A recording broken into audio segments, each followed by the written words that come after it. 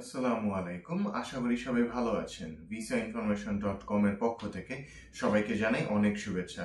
আপনারা যারা আমাদের চ্যানেলটি নিয়মিত ফলো করেন তারা জানেন যে ভিসা রিলেটেড ফাইল প্রসেসিং এর কাজগুলো আমরা অত্যন্ত যত্ন সহকারে করে থাকি এবং আপনারা এই বিষয়ে যদি কোনো সমস্যার সম্মুখীন হন তাহলে তার একটা যথাযথ সলিউশন বা সাজেশন দেওয়ার চেষ্টা করে থাকি। আজকের ভিডিওতে মূলত এরকম একটা বিষয় নিয়ে কথা বলবো। আপনারা বর্তমানে একটা বিষয় সম্পর্কে অনেকেই জানতে চান যারা হচ্ছে বেসিক্যালি সেনজেনে এন্ট্রির জন্য আবেদন করতে যাচ্ছেন বা যে কোনো একটা সেনজেন ভিসার জন্য অ্যাপ্লাই করতে চাচ্ছেন। তারা একটা প্রশ্ন আমাদেরকে করে থাকেন যে সুইডেনে কোন উপায়ে অ্যাপ্লাই করলে আমাদের ভিসাটা নিশ্চিত হতে পারে বা সেনজেনের ভিসাটা কিভাবে আমরা অ্যাচিভ করতে পারি। সো যাদের বেসিক্যালি সুইডেন নিয়ে একটা কোয়েশ্চেন থাকে তাদের এই ভিডিওটা দেখার একটা অনুরোধ করলাম, বিকজ আপনাদের একটু হলেও আপনার যে কনফিউশন গুলো সেগুলো এই ভিডিওটা দেখলে একটু হলেও দূর হবে। সো ফার্স্ট অফ অল যে জিনিসটা বলবো, আপনারা যারা সুইডেনের জন্য অ্যাপ্লাই করতে যাচ্ছেন তারা কিন্তু বাংলাদেশ থেকেই সুইডেন এমবাসির মাধ্যমে আপনার ফাইলটা সাবমিট করতে পারেন এবং অবশ্যই সেটা শর্ট টার্ম ভিজিট ভিসার জন্য, লং টার্মের ভিসার জন্য না।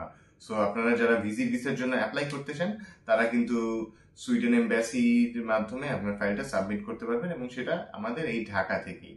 সো এখন ব্যাপার হচ্ছে আপনার যে এই ভিজিট ভিসা যেটা আপনি অ্যাপ্লাই করবেন সেই ভিজিট ভিসার জন্য আপনার আসলে কি কি জিনিস করলে বেসিক্যালি আপনার ভিসাটা এনশিওর হবে, অর্থাৎ মেইনলি যে জিনিসটা দরকার আমাদের ভিসাটা এনশিওর করা। সো কি কি পন্থা অবলম্বন করলে বা কোন কোন ডকুমেন্টস দিলে আমাদের ভিসাটা নিশ্চিত হতে পারে। এখন একটা জিনিস আপনাদের খেয়াল রাখতে হবে, আপনি যদি সুইডেন ভিসাটা নিশ্চিত করতে চান সো তাদের যে রিকোয়ার্ড যে ডকুমেন্টস ওই লিস্টগুলো আপনি দেখে ওই অনুযায়ী আপনাকে ডকুমেন্টস সাবমিট করতে হবে। অবশ্যই আপনার ফাইন্যান্সিয়াল ডকুমেন্টস, প্রফেশনাল ডকুমেন্টস, দেন আপনার আদার্স যে সাপোর্টিং ডকুমেন্টস, বিভিন্ন টাইস রিলেট করে যেসব ডকুমেন্টস গুলো ওগুলো দিতে হবে। বাট একটা জিনিস আপনাকে অবশ্যই বোঝাতে হবে যে আপনি যে তাদের দেশে ঘুরতে যাবেন, কেন তাদের দেশে ঘুরতে যাবেন।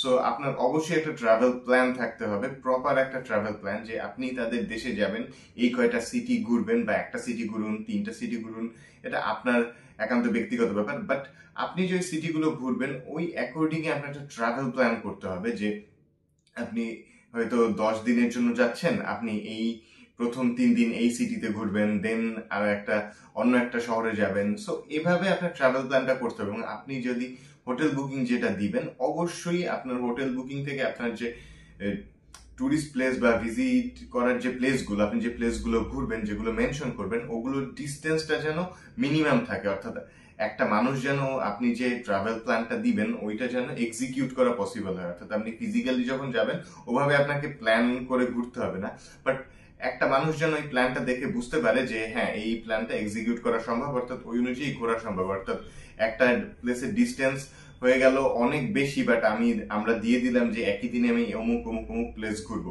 সো এভাবে দেয়া যাবে না। সো আপনি একটা দিনে 2টা প্লেস ঘুরুন, বাট ওই প্লেসটা যেন একটা দিনের একটা সকাল থেকে সন্ধ্যার মধ্যে কাভার করা যায় এরকম ভাবে আপনার প্ল্যানটা করতে হবে। অর্থাৎ আপনারা একটু হলেও বুঝতে পেরেছেন যে একটা প্ল্যান করার সময় আপনাকে অবশ্যই প্লেসের ডিস্টেন্স গুলো মেনটেন করে দেন আপনার প্লেস গুলো সিলেক্ট করতে হবে।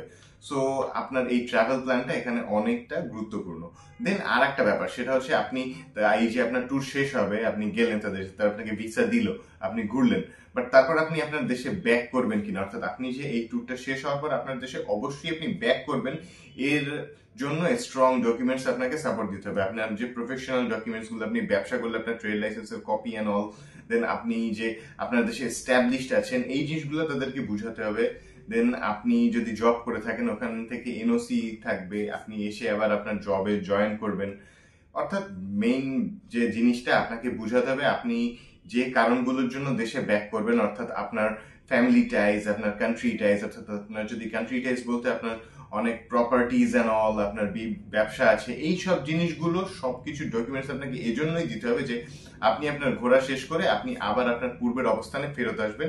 এই জিনিসটা আপনাকে কভার লেটারের মাধ্যমে এবং আপনার ডকুমেন্টেশন সাপোর্ট যেগুলো দিবেন ওগুলোর মাধ্যমে অবশ্যই আপনাকে বুঝাতে হবে। সো এই দুইটা জিনিস খুবই গুরুত্বপূর্ণ অন্যান্য ডকুমেন্টস এর পাশাপাশি যখন আপনি আপনার সুইডেনের ফাইলটা সাবমিট করবেন, কারণ তারা দেখতে চায় আপনি তাদের দেশে কেন যাবেন এবং তাদের দেশ থেকে আপনার ফেরত চলে যাওয়ার যথেষ্ট রিজন আছে কিনা। সো এই দুইটা জিনিস অনেক গুরুত্বপূর্ণ।